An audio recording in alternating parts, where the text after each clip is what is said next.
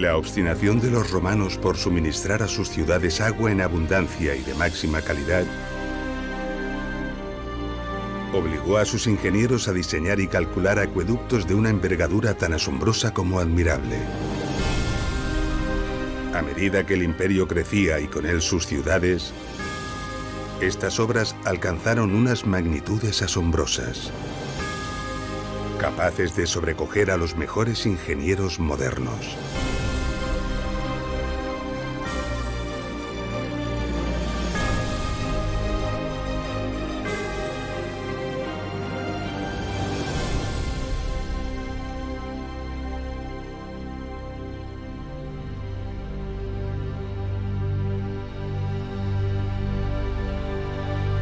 En la primera parte de Ingeniería Romana, Acueductos, pudimos comprender, gracias al gran acueducto de Nimes, cómo se proyectaba y se planificaba un acueducto romano. La solución para asegurar el suministro de agua a una gran ciudad como fue la antigua Nemausus. Y gracias a los acueductos de Tiermes, Cella y Chelva, pudimos ver cómo incluso ciudades muy modestas estaban dotadas de grandes acueductos, lo que nos confirma la idea de que toda ciudad romana debía disponer de un caudal continuo y abundante de agua de calidad. Los misterios que encierran los acueductos de muchas ciudades son hoy en día numerosos. Desentrañar algunos de ellos supone un verdadero desafío para arqueólogos e ingenieros modernos, algunos de tal alcance que no permiten ni siquiera poner de acuerdo a los actuales investigadores.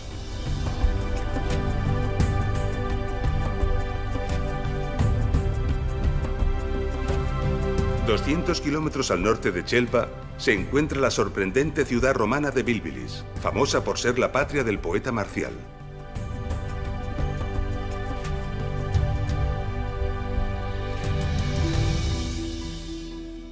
Bilbilis fue una ciudad de tamaño medio en la vía romana de Caesar Augusta a Complutum. Bilbilis tenía cierta singularidad. Situada en una empinada ladera, se apartaba del concepto habitual de una ciudad romana. ¿Quién sabe las razones que hicieron de esta ubicación la escogida para fundar Bilbilis?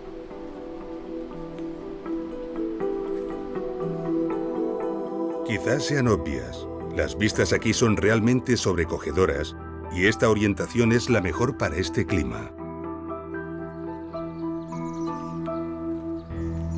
Sea como sea, esta decisión representaba un extraordinario reto para los ingenieros que debían dotarla de agua.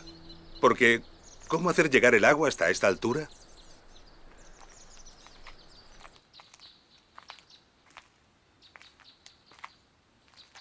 A Bilbilis se la conoce por sus numerosas cisternas. Cerca de una veintena de cisternas como esta se desperdigan por toda la ciudad, todas ellas a diferentes alturas. Hay varias teorías que explican la presencia de tantas cisternas.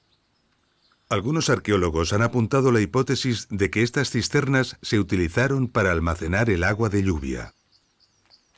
Pero ¿cómo creer que los romanos bebían de la lluvia después de los esfuerzos que hemos visto para transportar las aguas en Nimes, Tiermes o Cella?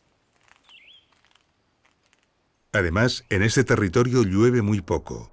Su pluviometría es prácticamente de desierto y las cisternas están en los puntos altos de las crestas. Las cisternas nunca se llenarían con la lluvia.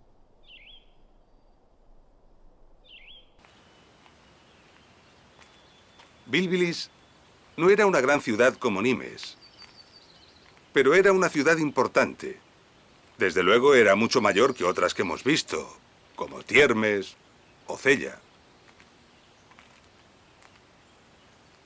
El teatro de Bilbilis tenía una capacidad cercana a los 4.500 espectadores. También las termas tenían unas dimensiones respetables.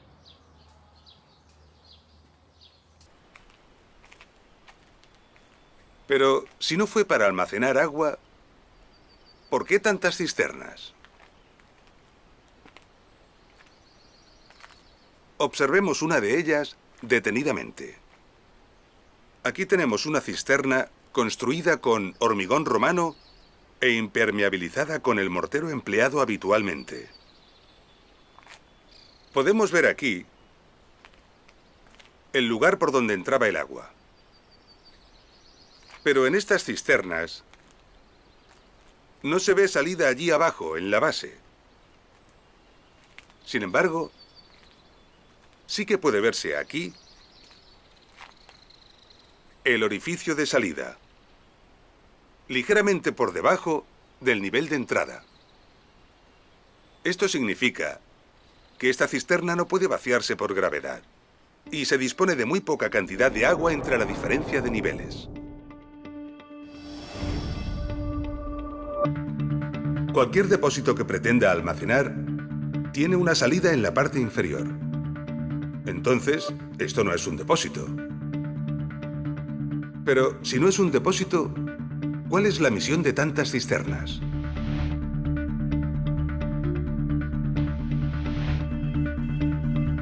Para contestar a esta pregunta, vamos a desplazarnos a Itálica, ciudad de la Bética, cerca de la actual Sevilla, en España.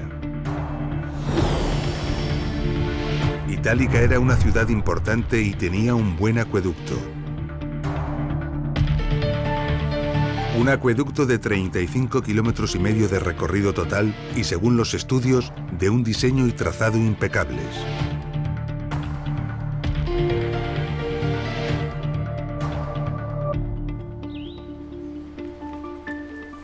Cerca de la ciudad se encontró este impresionante grupo de cisternas.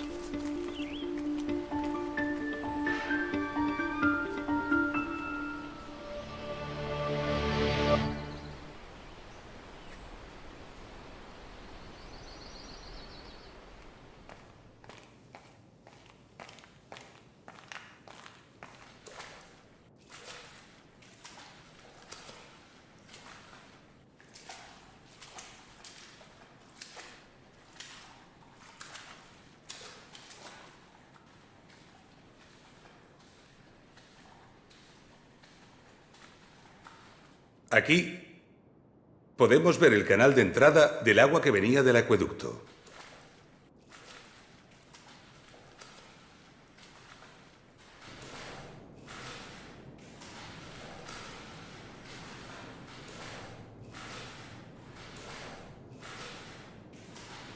Y vemos que, al igual que ocurría en las cisternas de Bilbilis, la salida de agua para el abastecimiento está en la parte superior. Así que esto tampoco parece un depósito de almacenamiento. Pero si no es un depósito, ¿por qué un tamaño tan grande? ¿Cuál era su función?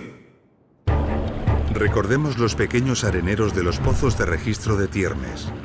Allí, gracias al rebaje en el fondo de los pozos, se recogía la arena y otras partículas en suspensión que el agua transportaba. Las cisternas de Bilbilis, y en general las de todas las ciudades romanas, tienen precisamente esta función, pero a una escala mucho mayor. Veámoslo en la de Itálica. El agua entraba por la parte superior y circulaba por la cisterna. Gracias al gran tamaño de la cisterna, el agua disminuía su velocidad hasta ser casi nula. Esto permitía que todas las partículas en suspensión se precipitasen al fondo por acción de la gravedad. Es decir, sedimentaban, quedando el agua limpia de sólidos en suspensión. A este proceso se le llama decantación. Así que, en realidad, estas cisternas son decantadores. No sirven para almacenar el agua, sino para depurarla. El agua más limpia es la superficial, y por esta razón, la salida del agua se encuentra en la parte superior, apenas ligeramente por debajo del nivel de entrada.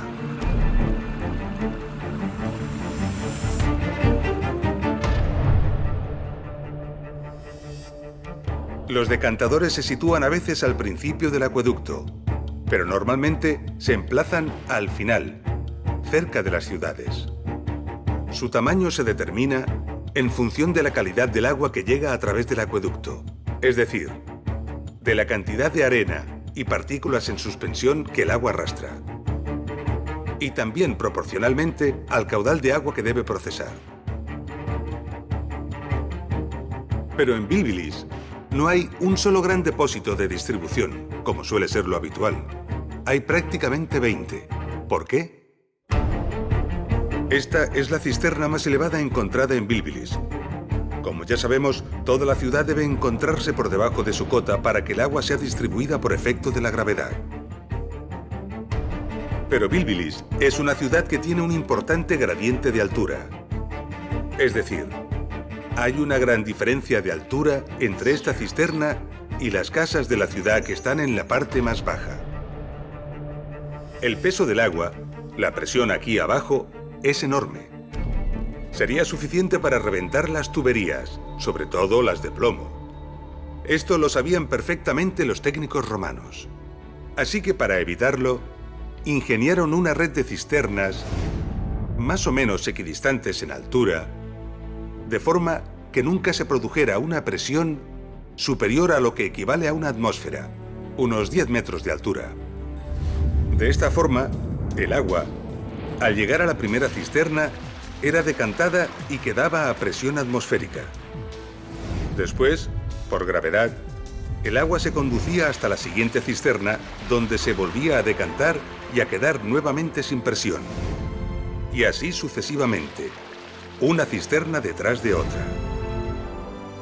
Un ingenioso sistema de decantación y fragmentación de presiones al que se le debió de unir un complejo sistema de distribución del agua a todos los rincones de la ciudad. Esta hipótesis se corresponde con la idea de mantener un caudal de agua de calidad, continuo y permanente, la exigencia romana para el abastecimiento a sus ciudades. Pero recordemos, Bilbilis se encuentra en una ladera muy inclinada, así que la primera cisterna, que tiene que recibir el agua, se encuentra en una cota muy elevada. ¿Cómo hacer llegar el agua hasta ella? ¿Disponían los romanos de una fuente de suficiente caudal y calidad por encima de esta cota? La respuesta es sí.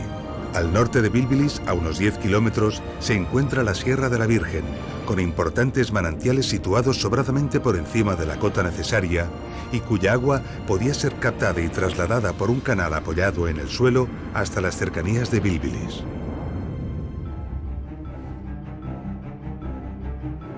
Sin embargo, una vaguada se interpone entre los dos puntos.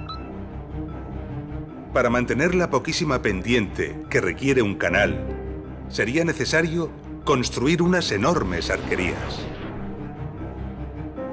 Unas arquerías de unos 100 metros de altura y más de 1000 metros de longitud.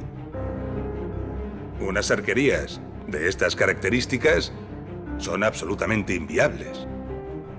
¿Cómo resolverlo? Los ingenieros romanos tenían poderosos conocimientos de hidráulica y, por supuesto, conocían perfectamente el principio de los vasos comunicantes. Este principio físico nos dice que recipientes comunicados por su parte inferior por un conducto cerrado mantendrán el líquido que contienen al mismo nivel independientemente de la forma de dichos recipientes. Con este principio, los ingenieros romanos planificaron en Bilbilis lo que conocemos como un sifón invertido.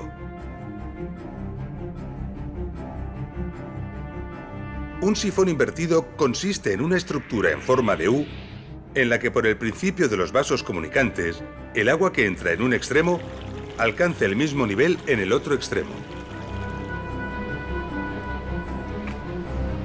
Recientemente, siguiendo esta hipótesis, hemos encontrado estos restos al otro lado de la vaguada.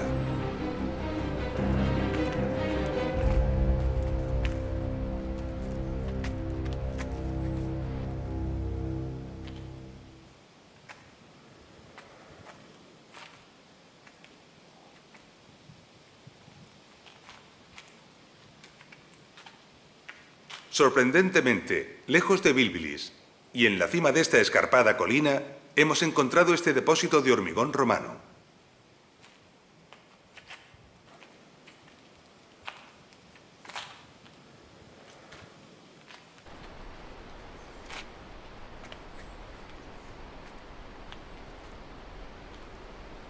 Bilbilis está en aquella colina y el depósito más alto de la ciudad está justamente en esa cresta que podemos ver desde aquí.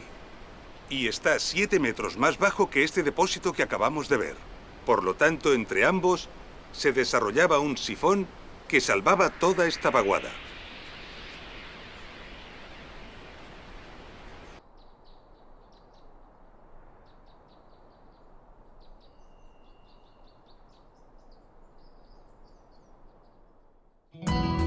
Los sifones son los grandes elementos desconocidos de los acueductos, a pesar de que su uso fue muy habitual y reiterado en ingeniería romana.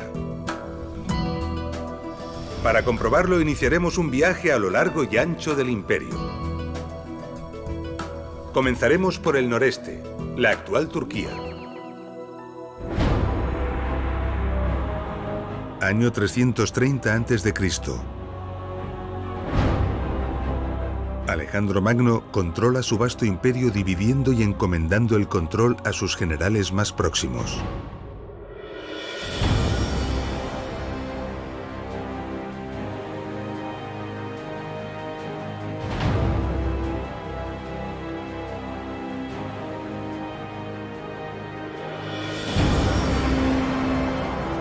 El general Lisímaco recibe el control de Tracia. Lisímaco manda custodiar sus tesoros en la ciudadela de Pérgamo. Situada sobre un promontorio rocoso, esta ciudadela se convertirá en una importante ciudad, capital de un reino y un gran centro intelectual que rivalizará con Alejandría.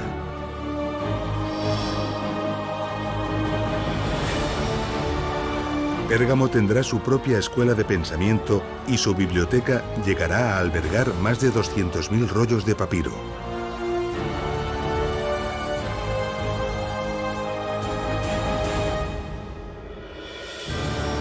Tras el reinado de varios reyes, Pérgamo pasa a dominio romano.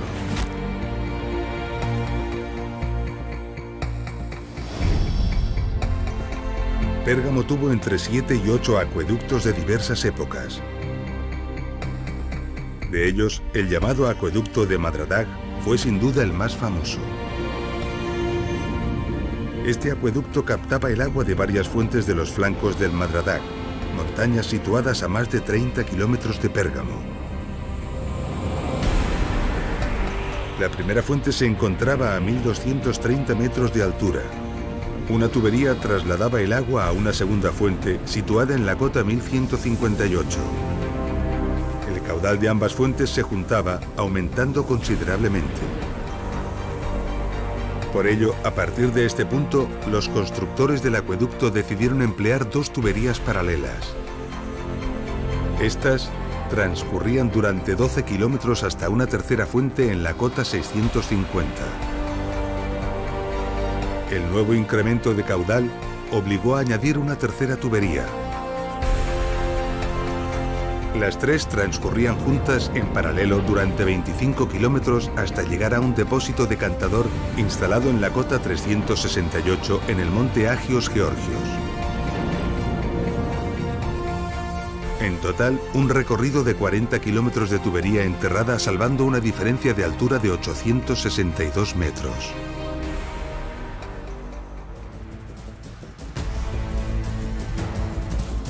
Así que decidieron emplear tramos de tubería de plomo de 30 centímetros de diámetro. Los tramos fueron sellados con más plomo y conectados mediante sillares de piedra taladrados.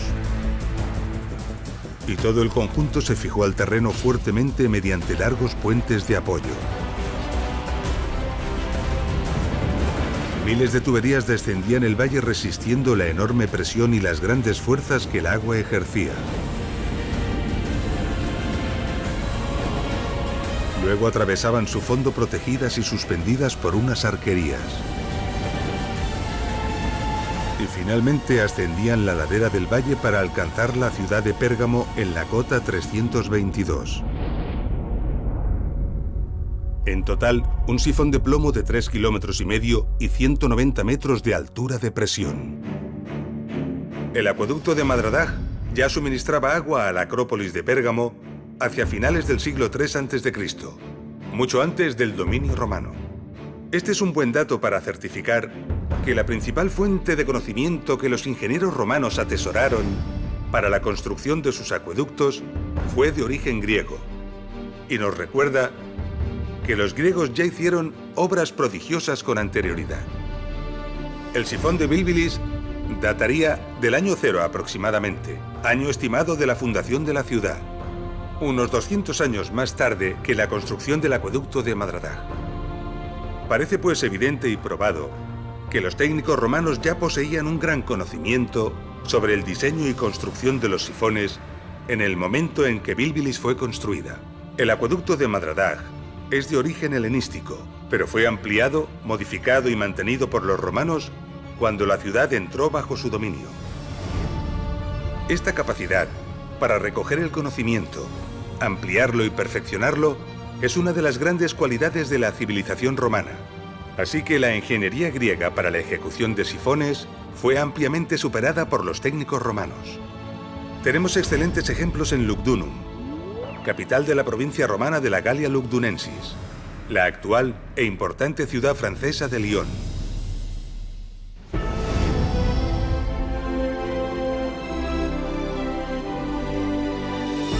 Lugdunum fue durante 3 siglos la ciudad más importante del Imperio Noroccidental. El enorme caudal de agua que demandaba Lugdunum obligó a la construcción de 4 grandes acueductos. Todos ellos estaban dotados de imponentes sifones. De estos acueductos, el más impresionante fue el acueducto del Gier, conocido por el nombre del valle del que tomaba las aguas.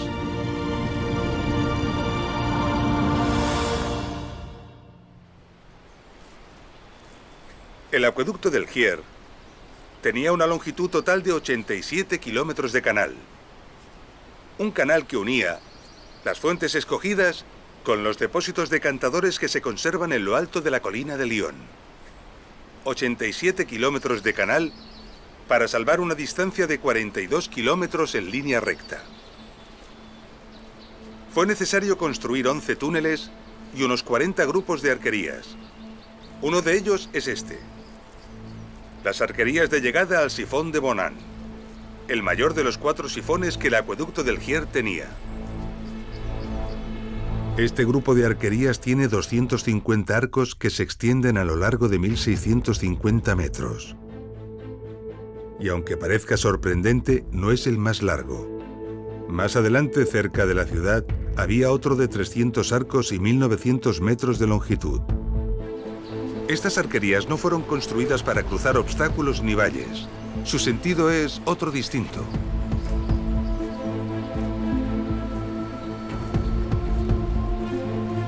Frente a nosotros tenemos el obstáculo a salvar: el Valle de Bonan. La cota a este lado del valle, a ras de suelo, es demasiado baja para lograr que el agua alcance el depósito de salida que se encuentra al otro lado del valle. Para alcanzar la otra punta del valle, era necesario incrementar la presión del agua, aumentando la altura de la canalización varios metros sobre el suelo. Y este es el sentido de estas arquerías: mantener elevado el depósito de entrada al sifón.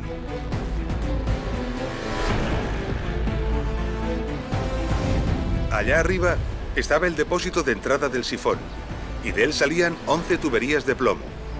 La misión de tantas tuberías era dividir la fuerza del agua. Las tuberías se apoyaban sobre estas rampas y se cubrían con un buen espesor de hormigón. Luego discurrían por el terreno ladera abajo del valle, enterradas y cubiertas con hormigón que ayudaba a resistir la presión.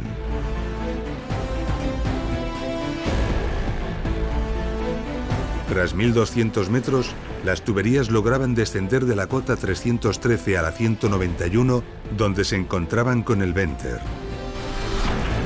El Venter era un puente que permitía mantener las tuberías elevadas respecto al fondo del valle, salvando los caminos, los ríos y las riadas. El Venter del sifón de Bonan medía 320 metros y estaba construido con una impresionante estructura que en buena parte hoy en día todavía se conserva.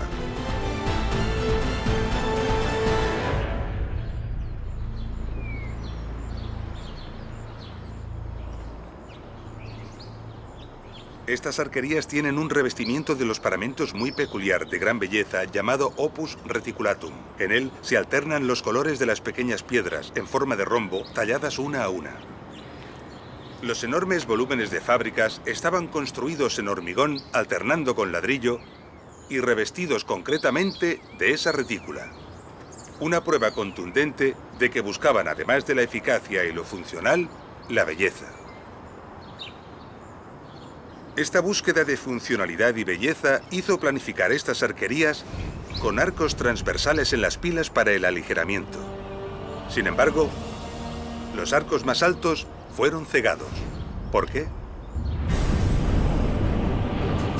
Cuando el sifón se ponía en carga, el golpe del agua sobre las tuberías del Venter era enorme, transmitiendo violentos esfuerzos a los arcos. El puente sufría así enormes tensiones y acusados movimientos. Tal vez, la primera vez que esto ocurrió, estas arquerías vibraron y se agitaron tan violenta y amenazadoramente que los ingenieros decidieron reforzarlas macizando los arcos laterales de las pilas. Se debió de sacrificar así esbeltez por seguridad.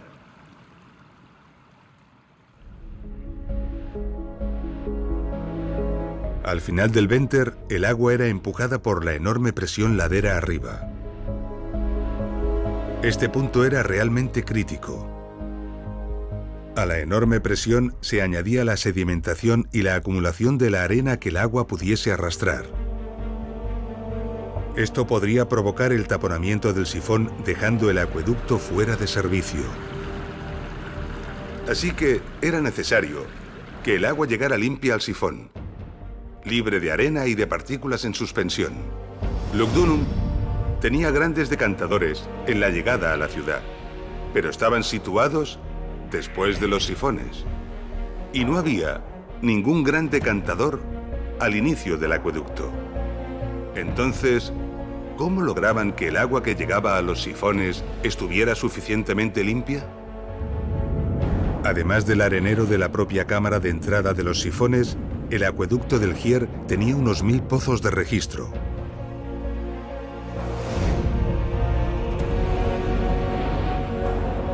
Alternativamente, estos pozos de registro disponían de un pequeño arenero en su fondo. En total, 500 areneros. La labor de estos 500 areneros a lo largo del recorrido resolvía el problema de limpiar el agua suficientemente para evitar problemas en los sifones.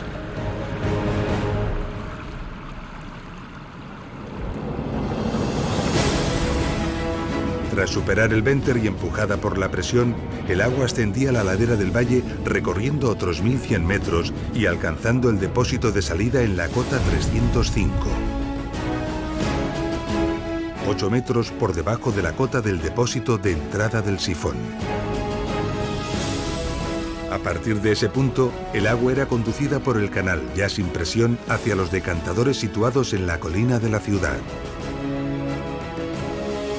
El impresionante sifón de Bonan salvaba un valle de 2.660 metros de anchura y tenía una altura de más de 120 metros.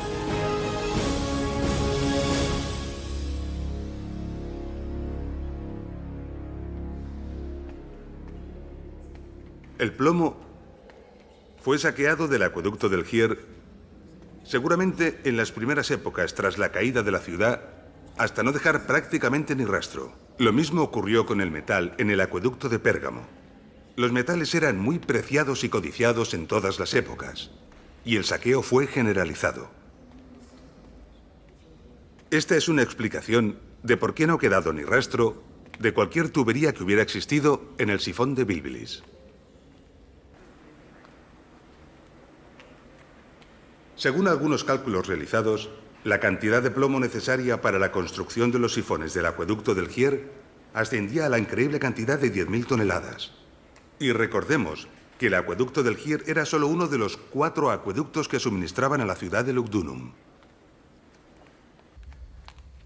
Por suerte, algunas tuberías sí que han logrado conservarse en otras partes del imperio. Aquí, en el Museo del Arles Antiguo, también en Francia, se conservan estos estupendos ejemplares. Observando estas detenidamente, podemos ver muy claro cómo fue la técnica de fabricación.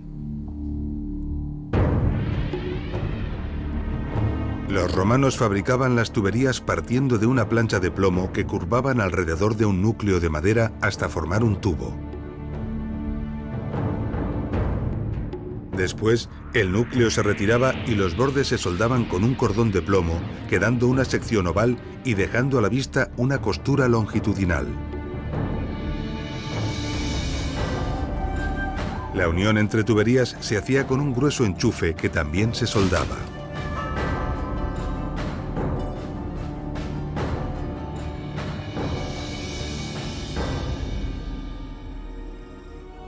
Nos trasladaremos hasta la antigua Tarraco, capital de la provincia romana de la Hispania Citerior, para hacer una interesante reflexión sobre esta cuestión.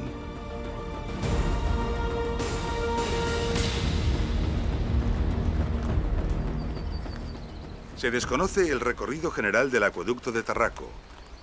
Se sospecha que las fuentes estaban situadas no muy lejos del municipio de Alió, a unos 20 kilómetros de la ciudad. 4 kilómetros antes de llegar a la ciudad, el acueducto tuvo que enfrentarse a una vaguada de unos 200 metros, donde la construcción de un sifón hubiera sido lo más indicado. Sin embargo, aquí tenemos unas impresionantes y bellas arquerías, de las mejor conservadas del imperio.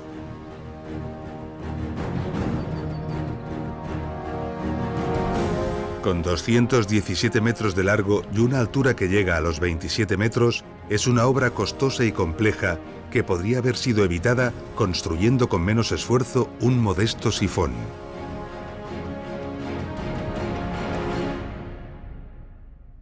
¿Por qué los romanos optaron por unas espectaculares pero costosas arquerías en lugar de por un eficaz pero más económico sifón? Muchas de las obras de las ciudades y de sus cercanías eran patrocinadas por personajes de alto rango socioeconómico. Este tipo de acciones proporcionaban una buena imagen y alto prestigio a su patrocinador. El espectáculo que ofrecen unas bellas arquerías no tiene nada que ver con la imagen discreta que ofrece un sifón, que aunque es una obra de ingeniería admirable, no se presta a la publicidad. Este lugar estaba cerca de la ciudad y seguramente al lado de una importante calzada que comunicaba con Tarraco. Así que muy probablemente se decidió la construcción de estas imponentes arquerías para lograr un efecto publicitario y de espectáculo.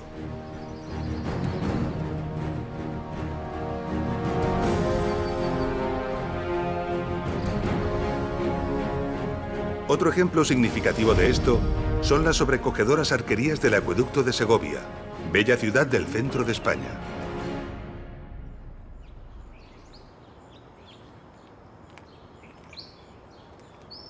Se desconoce prácticamente todo del acueducto de Segovia, incluso la fecha en la que fue construido. Sí que se sabe que suministraba agua a una ciudad muy humilde, y por el tamaño del cajero que transportaba el agua, sabemos que su caudal era realmente modesto.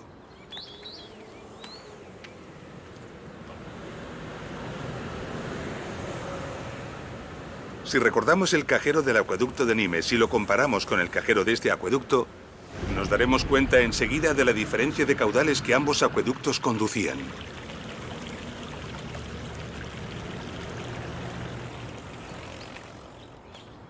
En cualquier caso, muy cerca de la ciudad, fue necesario salvar una importante depresión del terreno. Para trasladar un caudal de agua tan pequeño, la construcción de una tubería a presión, es decir, un sifón, hubiera sido lo más eficaz y sencillo. Sin embargo, se decidió la construcción de esta maravilla.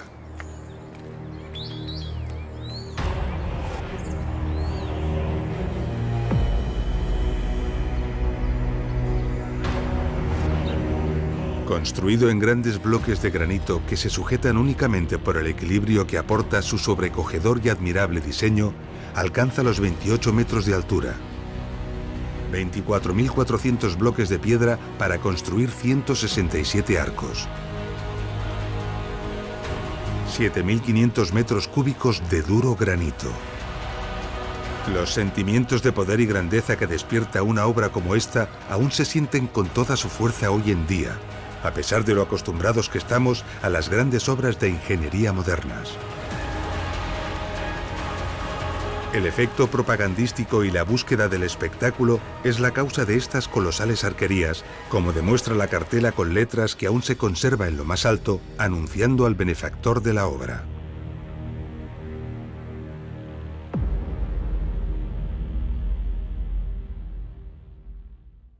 El aprovechamiento de la fuerza de la gravedad para conducir el agua es la clave de todo acueducto romano. El agua discurre por los canales y atraviesa los sifones empujada por su propio peso. Por eso, las ciudades deben construirse por debajo de la cota de llegada del acueducto. Esto también ocurre en la ciudad romana de Uxama, ciudad de la Celtiberia hispana. Pero en Uxama encontramos algo particular y excepcional que merece una visita.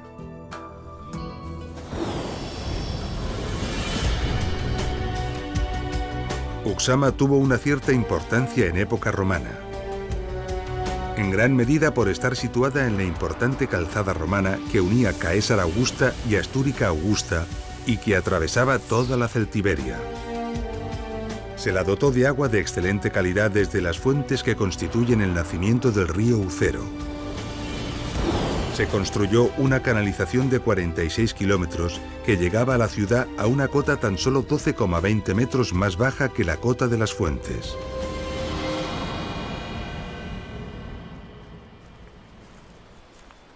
La mayor parte de Uxama está actualmente por excavar y estudiar.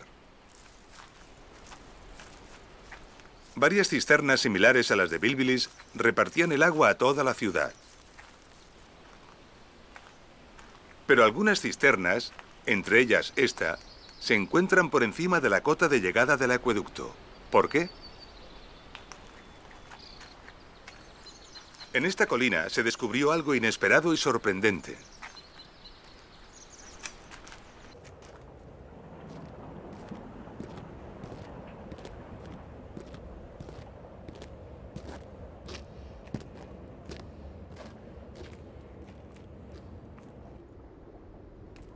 En la cumbre de esta colina se encontró esta gran cisterna subterránea que en realidad es un decantador.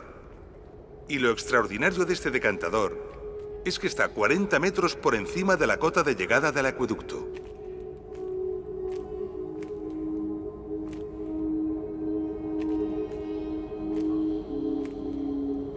Por alguna razón nada habitual, parte de la ciudad precisó estar a una elevación mayor que el acueducto y no podía ser suministrada por este. La solución a este problema fue construir un decantador en lo alto de la colina y distribuir el agua desde allí a los sitios donde el agua del acueducto no podía llegar por gravedad. Pero, ¿cómo llegaba el agua hasta esta cisterna?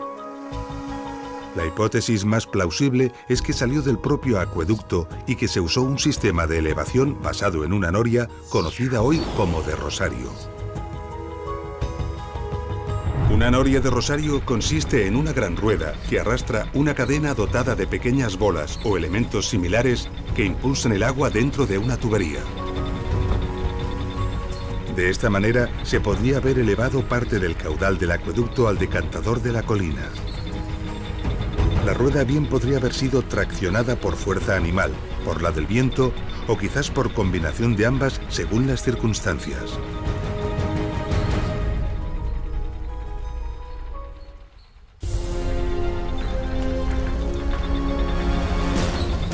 Las norias de rosario eran utilizadas también por los ingenieros romanos en las explotaciones mineras para realizar el achique del agua de las galerías. Muchas de las explotaciones mineras requirieron la construcción de importantes acueductos, no solo para evacuar el agua desde las minas hacia el exterior, sino para llevar el agua desde el exterior hacia ellas. Las explotaciones auríferas requirieron ingentes cantidades de agua para la remoción de tierras y el lavado minucioso del material para la extracción del oro. Esto puede sorprender, porque la imagen habitual que tenemos de los acueductos es la del abastecimiento de agua a las ciudades. Pero los acueductos tenían otras muchas aplicaciones. La minería y la agricultura eran algunas de ellas.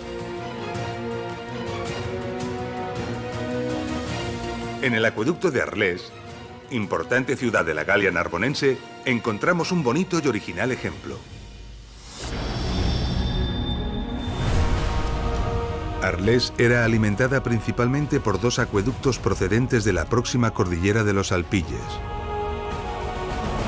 Ambos, de longitudes modestas, entre los 20 y 30 kilómetros, convergían aquí, a unos 10 kilómetros de Arles.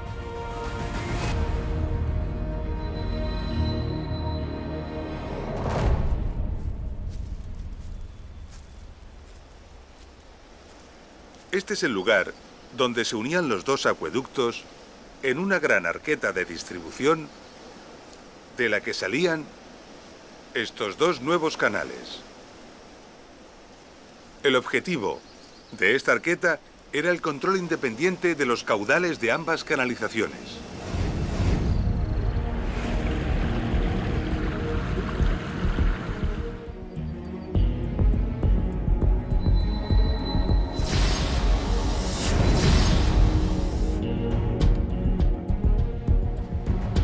En estos restos podemos ver estupendamente el impresionante grosor del mortero impermeabilizante Opus Igninum con que fueron dotadas estas canalizaciones.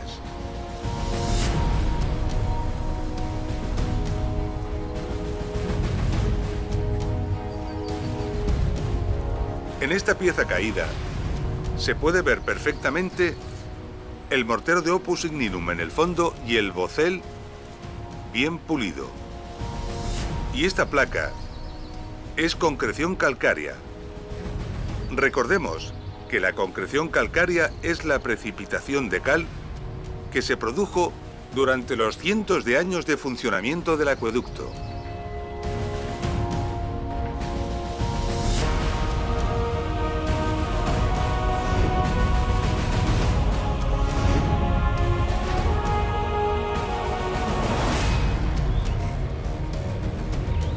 En este punto, podemos ver cómo una de las canalizaciones giraba hacia el oeste para suministrar de agua a la ciudad de Arles y la otra continuaba recta hacia una empinada ladera.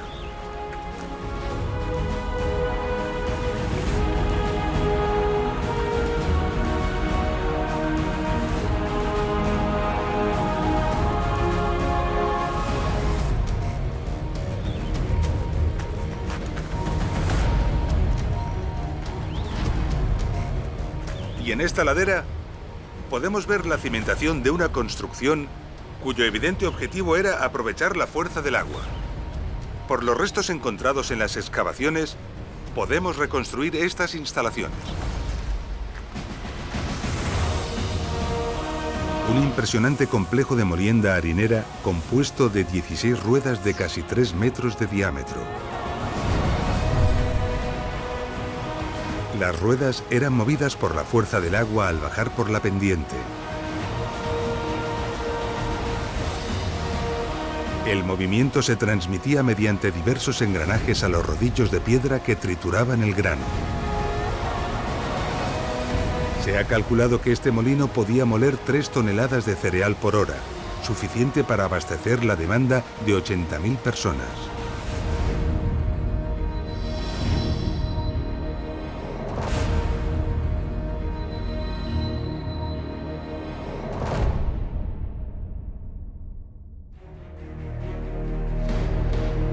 En esta serie documental hemos escogido los ejemplos de acueductos del Imperio que hemos considerado más adecuados desde el punto de vista didáctico. El principal objetivo ha sido transmitir de la mejor forma posible los conceptos fundamentales y más importantes de la ingeniería de los acueductos romanos. También hemos querido escoger algunos de ellos por ser poco conocidos, permitiendo así que admirables obras, muchas de ellas tan olvidadas, tengan la oportunidad de obtener, al menos, parte del reconocimiento que merecen.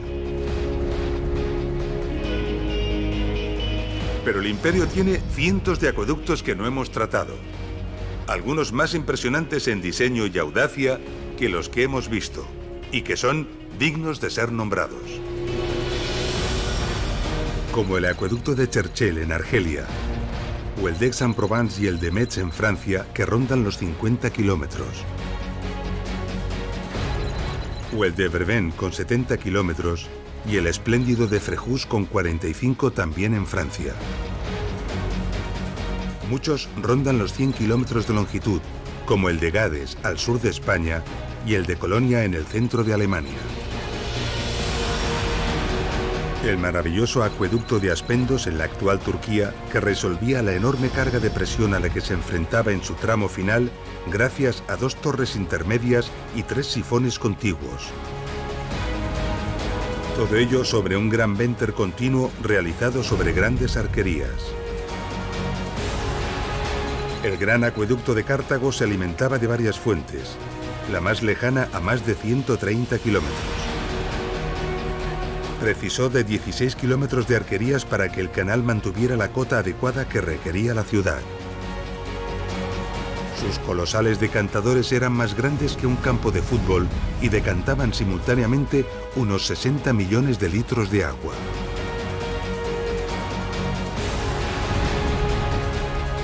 El colosal acueducto de Valente suministró agua a la antigua Constantinopla. Con más de 400 kilómetros de canal, fue una de las mayores obras hidráulicas del mundo antiguo.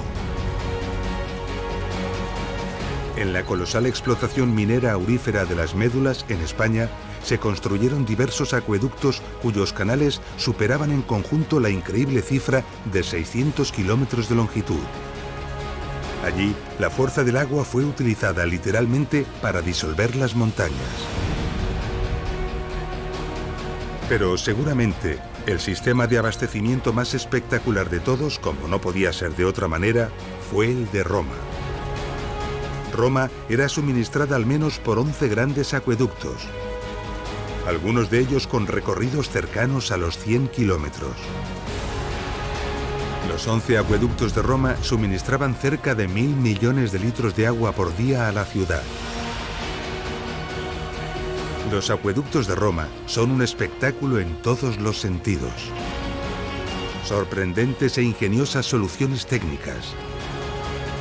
Multitud de túneles y galerías. Infinitas y elegantes combinaciones de fábricas en sillares y ladrillos. Canalizaciones dobles e incluso triples superpuestas. Y valles atravesados por kilómetros y kilómetros de arquerías.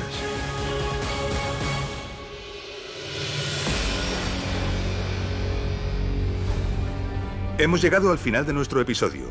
En él hemos conocido nuevos y apasionantes ejemplos de suministro de agua. Hemos comprendido los sistemas de decantación del agua y la técnica del uso de los sifones como alternativa a las arquerías. Y como única e ingeniosa solución para salvar grandes valles y vaguadas. Y finalmente, hemos visto que el uso de los acueductos no se limitaba únicamente al suministro de las ciudades, sino también a usos industriales y mineros. En nuestro próximo episodio, conoceremos la prodigiosa ingeniería que se esconde tras las vías de comunicación que los ingenieros romanos proyectaron y construyeron. Nos vemos en Ingeniería Romana, Carreteras.